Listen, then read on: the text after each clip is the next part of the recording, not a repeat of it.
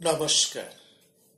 প্রাণারামের মাধ্যমে সম্প্রচারিত ভারত কথার গ্রন্থিমোচনের 221তম পর্বে আপনাদের সবাইকে জানাই সাদর সম্ভাষণ। মহামতি অনন্তলালের পরম আশীর্বাদে আমরা প্রতিদিন শুনে চলেছি ভারত কথা। গত পর্ব অর্থাৎ 220তম পর্ব হতে আমরা শুনছি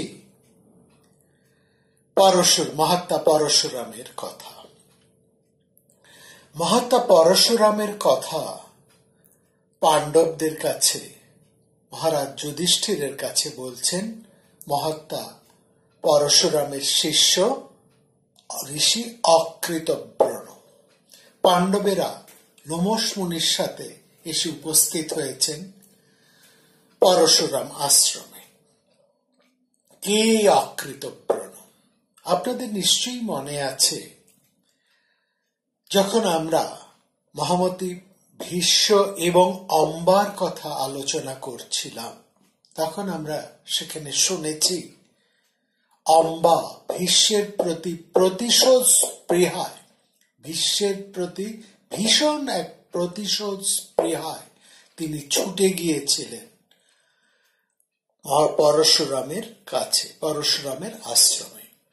কিন্তু মহাত্মা পরশুরাম সে সময় আশ্রমে ছিলেন না। অম্বা তার জীবনের দুঃখের কথা সেই আশ্রমের ঋষিদের কাছে বর্ণনা করেছিলেন। অম্বার সমস্ত এই দুঃখের কথা সে সময় শুনেছিলেন এই পরশুরামের শিষ্য অকৃতব্রণ। অকৃতব্রণ তিনি কাশ্যপ গোত্রীয় মহর্ষি শান্তর পুত্র। কিন্তু অকৃতব্রণর জন্মের কিছু কাল পরেই তার পিতা মহর্ষি শান্ত মারা যান। শান্ত মারা যাবার ফলে অকৃতব্রণ পিতৃহীন অনাথ হয়ে পড়েন। তখন অকৃতব্রণের এই অনাথ অবস্থা বা করুণ অবস্থা হতে রক্ষা করেন মহর্ষি পরশুরাম।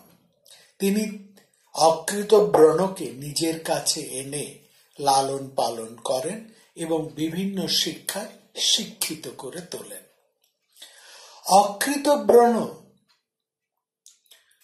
মহর্ষি পরশুরামের আশ্রমে রয়েছেন এবং পরশুরামকে খুব কাছে থেকেই তিনি দেখেছেন। অকৃতব্রণ সেই 6 জন পুরাণ কারদের মধ্যে এক অন্যতম পুরাণ কারও বটে। তিনি উগ্রশ্রবার পিতা লোমহর্ষণের কাছ হতে পুরাণ শিক্ষা লাভ করেছিলেন এবং তিনি সেই সময়ের 6 জন বিখ্যাত পুরাণকারদের মধ্যে অন্যতম বিখ্যাত পুরাণকারও ছিলেন। সেই অকৃতব্রণ মহর্ষি পরশুরামের জীবনী শোনাচ্ছেন পাণ্ডবদের কাছে, শোনাচ্ছেন মহারাজ যুধিষ্ঠিরের কাছে। পরশুরামের ক্ষত্রিয় নিধন অভিযানের মূল কাহিনী যুধিষ্ঠিরের কাছে বর্ণনা প্রসঙ্গে তিনি বলছেন যে একদিন যখন যমদগ্নি মুনির সব ছেলেরাই ফল সংগ্রহ করার জন্য দূর দূরান্তে বনের গভীরে গিয়েছিলেন, সেই সময় হৈহয় দেশের এক ভীষণ পরাক্রান্ত রাজা কার্তবীর্য অর্জুন এলেন যমদগ্নির আশ্রমে। এই যে কার্তবীর্য অর্জুন, তার প্রসিদ্ধি এতটাই যে তিনি 2 হাত দিয়ে 1000 হাতের কাজ একসঙ্গে করতে পারতেন। এত বড় যোদ্ধা, এত বড় পরাক্রান্ত ছিলেন এই কার্তবীর্য অর্জুন। ফলত সবাই কার্তবীর্য অর্জুনকে সহস্রবাহু বলে সম্বোধন করতেন। তো সেই কার্তবীর্য অর্জুন যখন মহর্ষি যমদগ্নির আশ্রমে এসেছেন, তখন সেই আশ্রমে মহর্ষি নিজে এবং তার স্ত্রী মহারাজ প্রসেনজিৎ কন্যা রেণুকা আছেন। স্বামী এবং স্ত্রী, এই মহর্ষি যমদগ্নি এবং তার স্ত্রী রেণুকা সেই আশ্রমে আছেন। কার্তবীর্য অর্জুন এসেছেন দেখে রেণুকা তাকে যথাবিহিত পাদ্য অর্ঘ্য দিয়ে সসম্মানে আশ্রমে অভিবাদন জানালেন। কিন্তু কার্তবীর্য অর্জুন তাতে মোটেই সন্তুষ্ট হলেন না। তার লক্ষ্য হলো হোমধেনুটির দিকে। তিনি হোমধেনুর বাছুরটিকে কেড়ে নিয়ে যাবার সময় আশ্রমটিকে পুরো লন্ডভন্ড করে চলে দিয়ে গেলেন। তার ইচ্ছে ছিল হোমধেনুটিকে নিয়ে যাওয়ার সেই সঙ্গে, কিন্তু যেহেতু মহর্ষি যমদগ্নি তা কিছুতেই হতে দিলেন না, সেই জন্য কার্তবীর্য অর্জুন হোমধেনুর বাছুরটিকে টেনে নিয়ে গেলেন এবং যাবার সময় আশ্রমটাকে একেবারে লন্ডভন্ড করে দিয়ে গেলেন। হোমধেনুটি তার বৎসকে এইভাবে টেনে নিয়ে যেতে দেখে ভীষণ আর্তনাদ করে কাঁদতে লাগলো।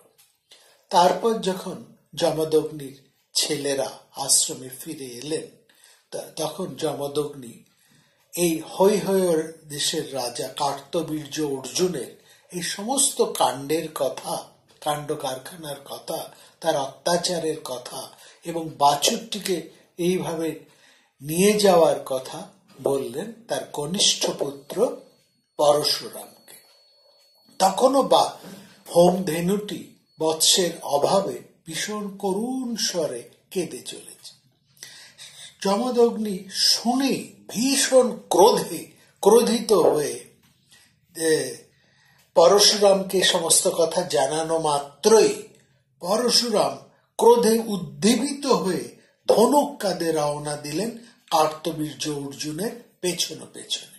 ধাওয়া করে তিনি কার্তবীর্য অর্জুনকে কিছুক্ষণ পরে ধরে ফেললেন এবং দুজনের মধ্যে প্রচন্ড যুদ্ধ আরম্ভ হল।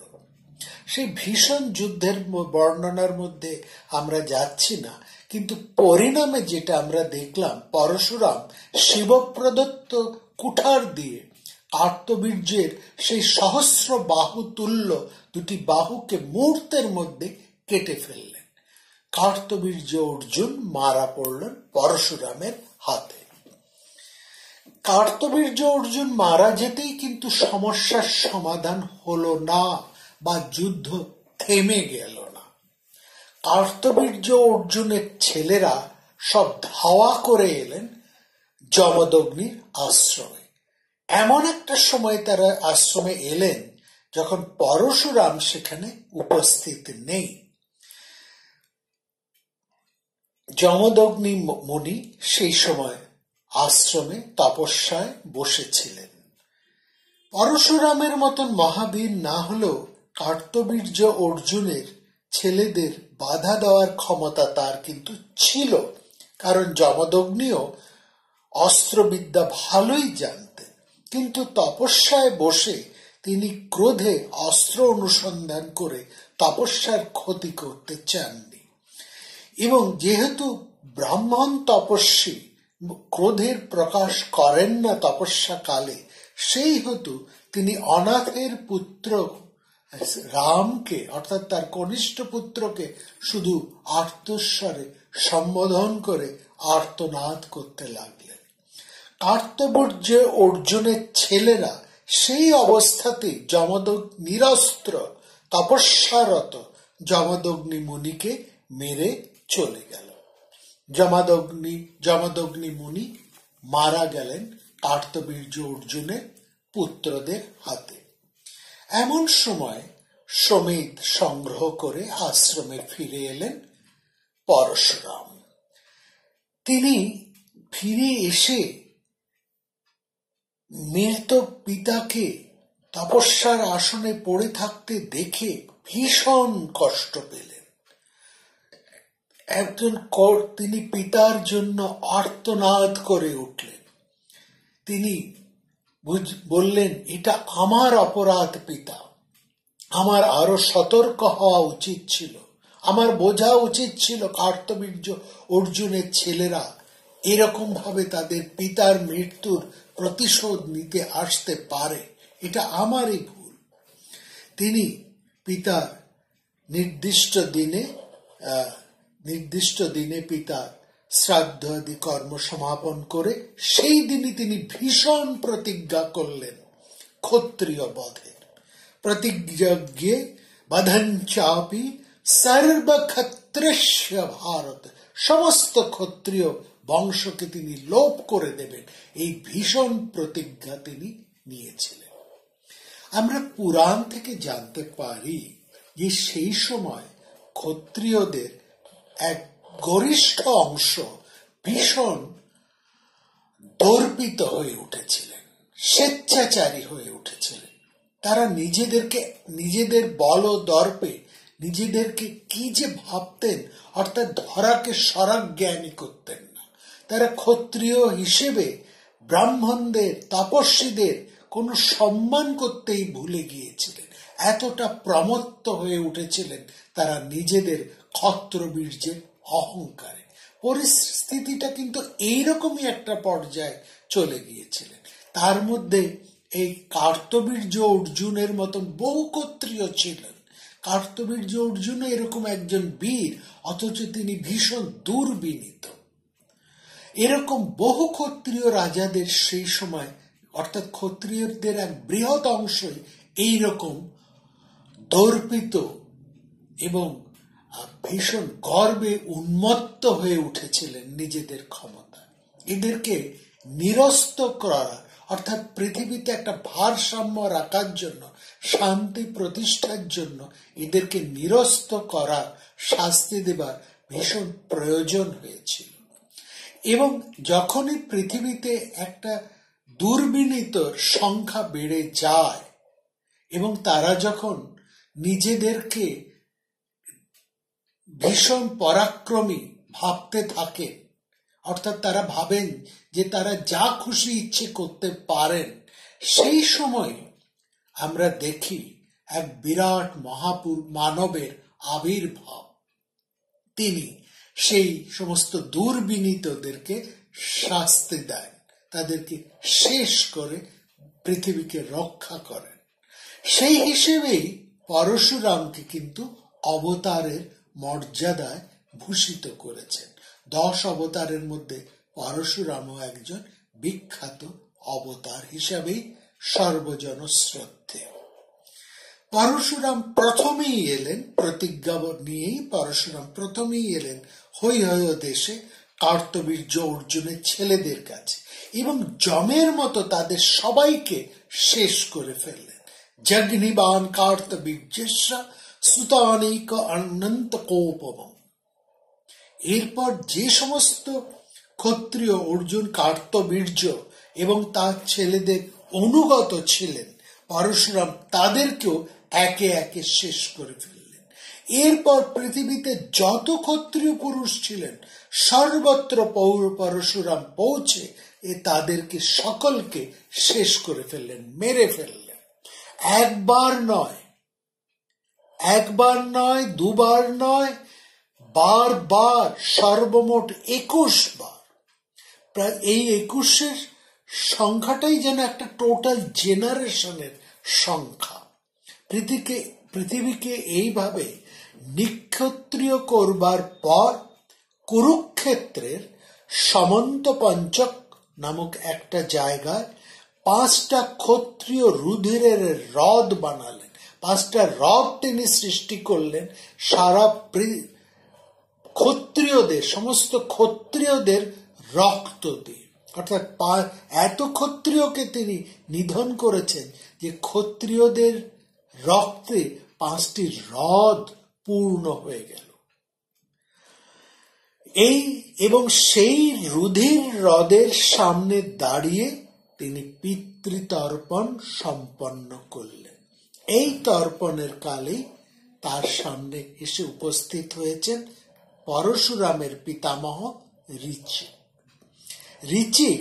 তিনি পরশুরামকে আদেশ করলেন যেন এরকম বিনা কারণে আর ক্ষত্রিয় বধ তিনি যেন না করেন। যারা অন্যায় করেছেন তাদেরকে শাস্তি দিন, কিন্তু একই কারণে সমগ্র ক্ষত্রিয় বংশকে এইভাবে উৎখাত করতে পরশুরাম যেন এইভাবে সমগ্র ক্ষত্রিয় বংশকে নষ্ট না করে, উৎখাত না করে। কারণ ব্রাহ্মণের যেমন প্রয়োজন আছে, ক্ষত্রিয়েরও সেরকম প্রয়োজন আছে, বৈশ্যেরও প্রয়োজন আছে, শূদ্রেরও প্রয়োজন আছে। প্রত্যেকেরই এই পৃথিবীর পালনের, পৃথিবীর মঙ্গলের জন্য প্রত্যেকেরই প্রয়োজন আছে। সুতরাং গোটা পৃথিবীকে এইভাবে নিক্ষত্রিয় করা পরশুরামের পক্ষে উচিত নয়। তিনি তার ক্রোধ সম্বরণ করুন, অর্থাৎ ভালো করতে গিয়ে তিনি প্রায় মন্দ করে দিতে বসেছিলেন। এবং আমরা এই সময় দেখি পৃথিবীর শাসনভারও যেন পরশুরামের হাতে চলে এসেছে, কারণ সে সময় তার কোনো ক্ষত্রিয় অবশিষ্ট নেই এবং প্রতিদ্বন্দ্বীহীন ভাবেই পরশুরাম কিন্তু তখন ইচ্ছে করলে শশাগরা পৃথিবী শাসন করতে পারবে। কিন্তু এইখানে আমরা লক্ষ্য করি ব্রাহ্মণ্য ধর্মের মূল উপাদানটি। ব্রাহ্মণরা চিরকালই ক্ষত্রিয়দেরকে সাহায্য করেছেন, বুদ্ধি দিয়ে, পরামর্শ দিয়ে, প্রয়োজনে অস্ত্র ধারণ করে। কিন্তু কখনোই তারা নিজেদের স্বার্থের জন্য রাজ্যভার বা রাজার অধিকার গ্রহণ করেননি, রাজ সিংহাসনে তারা আসীন হননি। পরশুরাম কিন্তু নিশ্চিতভাবে, প্রতিদ্বন্দ্বীহীন ভাবে, নিরুপদ্রবে রাজা হয়ে বসতে পারতেন, পৃথিবী শাসন করতে পারতেন, কিন্তু সেটা করেননি ব্রাহ্মণ পুরস্কার পরশুরাম। সেখানে ব্রাহ্মণের যে নিষ্কাম কর্ম, সেটি আমরা পরশুরামের মধ্যে লক্ষ্য করি।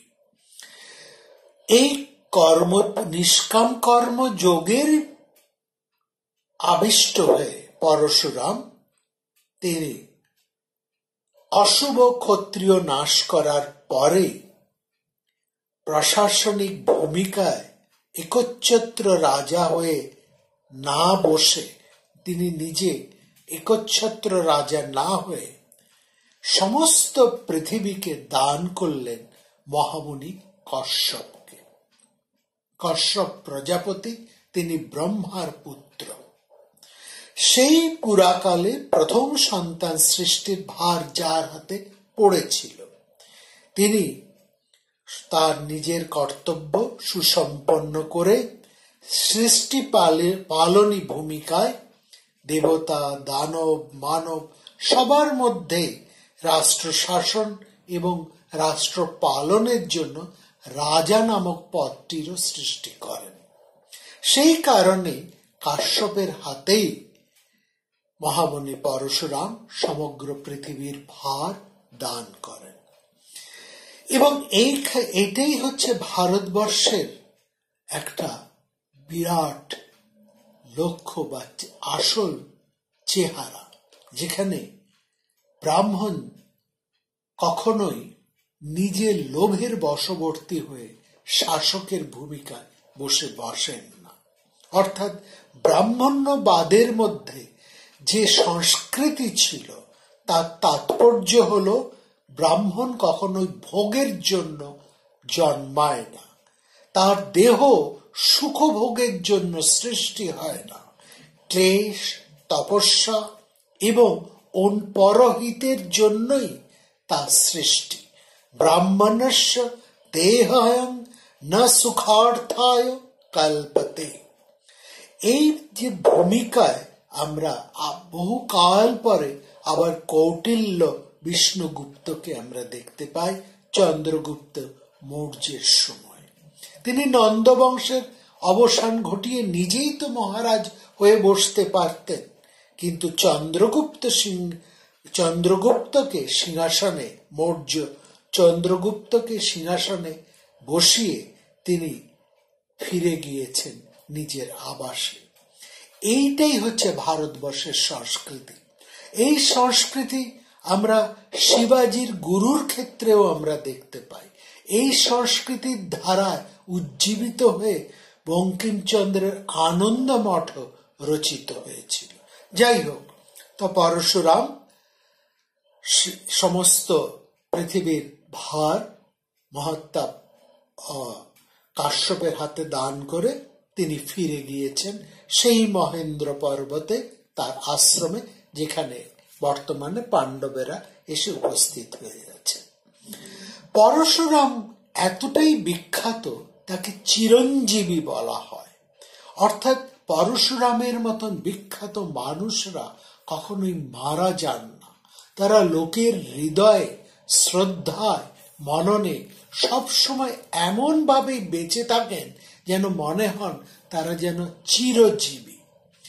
এক রাত্রি সেই মহেন্দ্র পর্বতে পরশুরামের কাহিনী শুনতে শুনতে কাটিয়ে দিলেন পাণ্ডবেরা।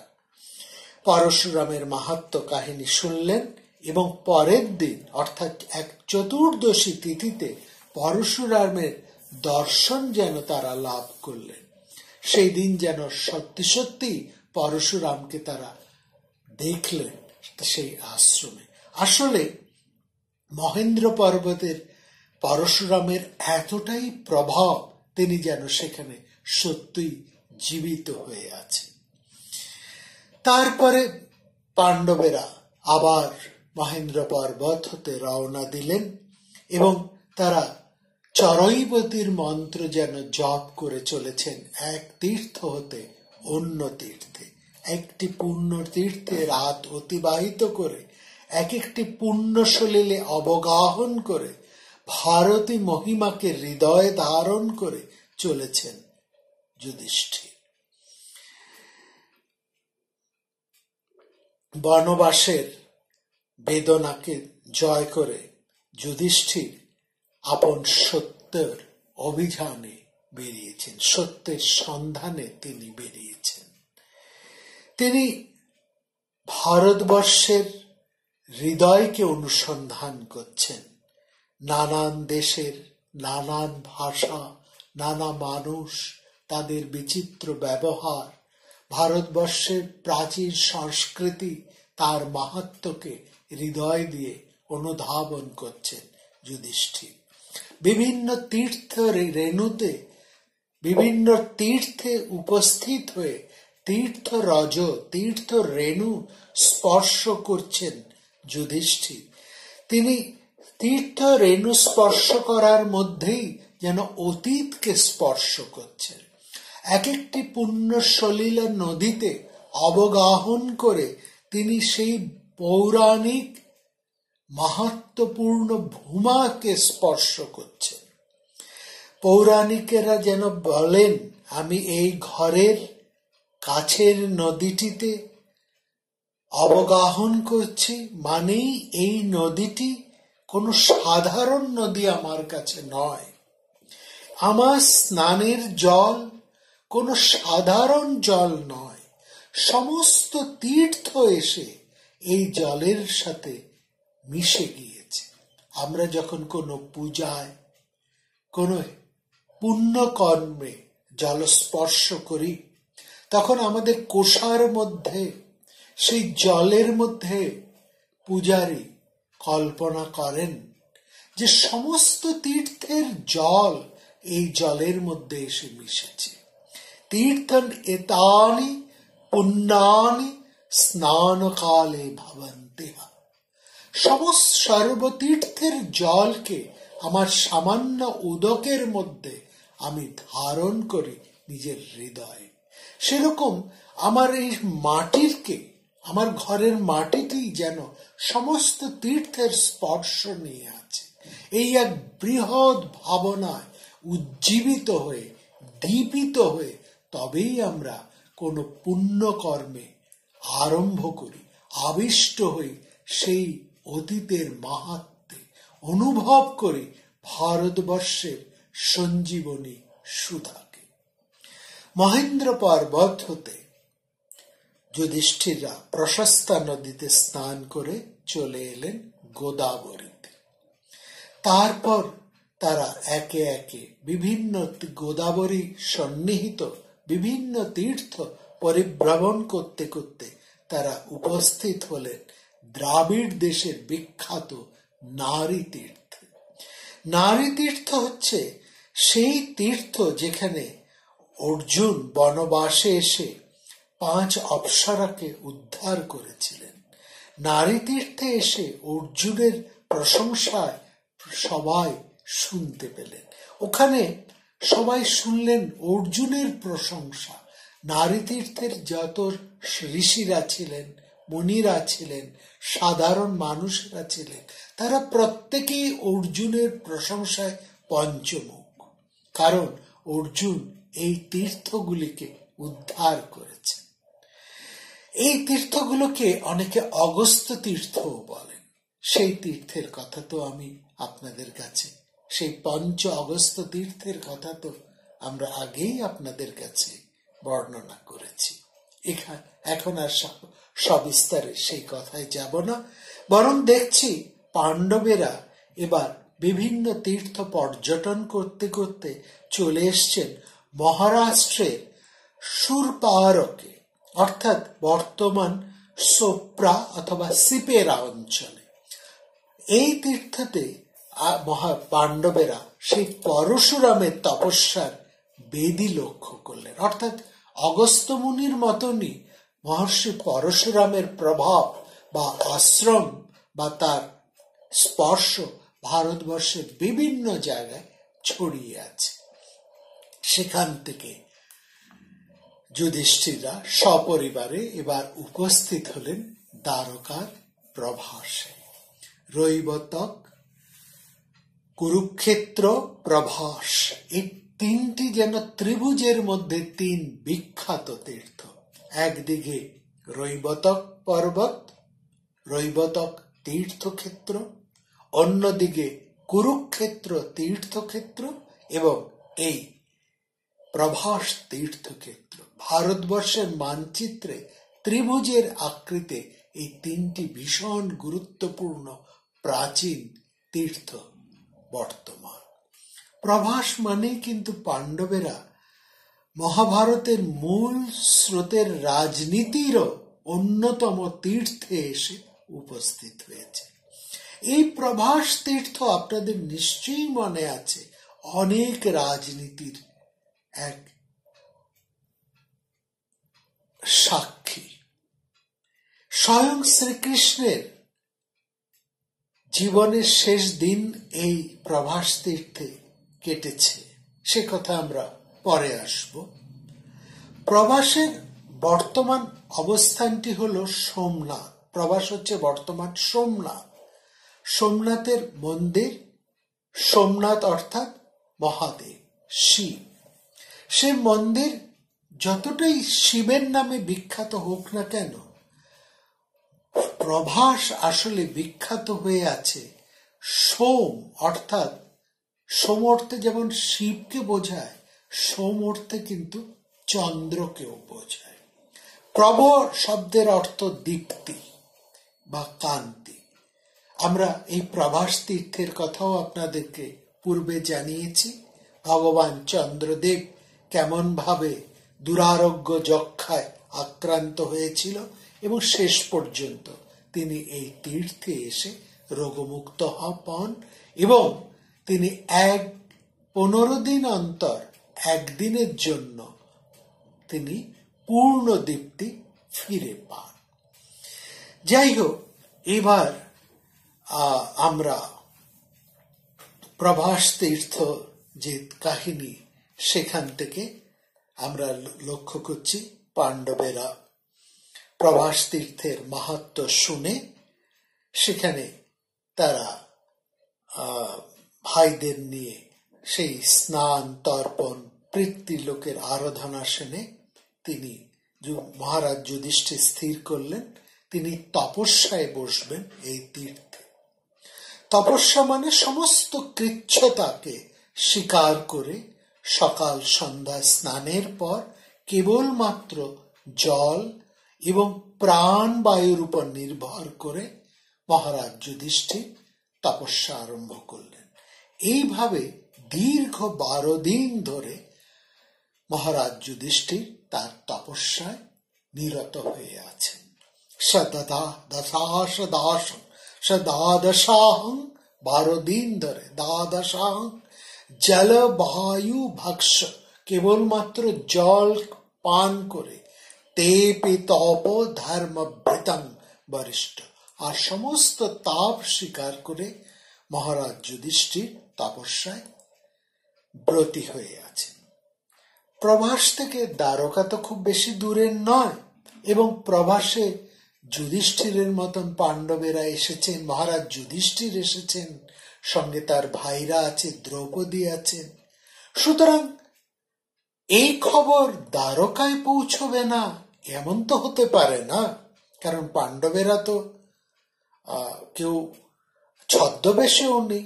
সুতরাং পাণ্ডবদের এই প্রভাসে আসা এবং মহারাজ যুধিষ্ঠিরের এই কঠিন তপস্যার খবর পৌঁছে গেল কৃষ্ণ বলরামের কাছে।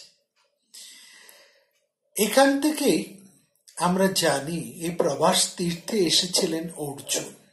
তাকে শ্রীকৃষ্ণ কিন্তু এইখান থেকেই ধরে নিয়ে যান দ্বারকা, এবং সেখান থেকেই অর্জুনের সুভদ্রা হরণ পর্ব। যাই হোক, এখানে কৃষ্ণ এবং বলরামের কাছে খবর এলো যে মহারাজ যুধিষ্ঠির কৃচ্ছ সাধনায় তপস্যা করার জন্য বসেছেন প্রভাসে। কৃষ্ণ বলরাম সঙ্গে সঙ্গে তাদের অনুচরদেরকে নিয়ে উপস্থিত হলেন প্রভাসে মহারাজ যুধিষ্ঠিরের কাছে। তারা এসে দেখলেন পাণ্ডব ভাইরা সবাই মাটিতে শুয়ে আছেন, তাদের সারা গায়ে তীর্থের ধুলে ধূসারিত, এমনকি এই সমস্ত কৃচ্ছ সাধনের অযোগ্য দ্রৌপদী, যিনি রাজনন্দিনী, যার সারাটা জীবন সুখে আনন্দে ভোগে বিলাসে কেটেছে, সেই দ্রৌপদীরও সারা শরীর ধুলি মলিন, তার একটা ছেঁড়া মানে কাপড়ের মতন ধুলি ধূসরিত বস্ত্র তিনি পড়ে রয়েছে। পাণ্ডব ভাইদের এই অবস্থা এবং দ্রৌপদীর এই করুণ রূপ দেখে কৃষ্ণ বলরামের চোখে জল এসে গেল। কৃষ্ণ বলরাম শাম্ব সাত্যকী সবাই এগিয়ে এলেন পাণ্ডবদের কাছে।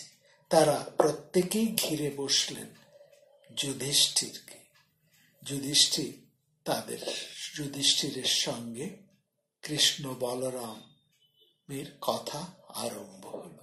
তারা কথা বলছেন বলুক, এরপরে কি ঘটনা ঘটল শুনবো আমরা আগামী পর্বে।